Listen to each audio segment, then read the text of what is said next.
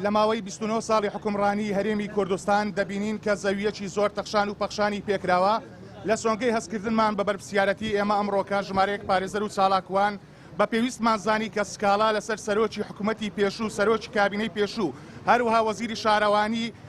تۆمار بکەین لە دەستەی دەستپاچی هەرێمی کوردستان چکە پێمان وایە بەڕێز زیان کەم تەرخەم بوونە تەخشان و پەخشانیان بە زەویەکی زۆر کردیە بۆ کۆمەڵێک ڕۆژنامەنووس و هونەرمەند و کەسانی دی کە پێمان وایە ئەو کەسانە شایستەی ئەو بڕە زۆرە زەویە نەبوونە یاخود ئەو بڕە زۆرە پارەیە نەبوونە کە بەهۆی ئەم زەویانەوە دەستیان کەوتووە بۆیە ئێمە سکاڵایەکەماندا بە دەستەی دەستپاچی هەرێمی کوردستان بەڕێزشیان سکاڵاکەیان قبول کردو ئێمە پێمان وایە ئەم بارودۆخی هەرێمی کوردستان ئەوە ناهێنێتن کەوا کەسانێک بارودۆخی مادیان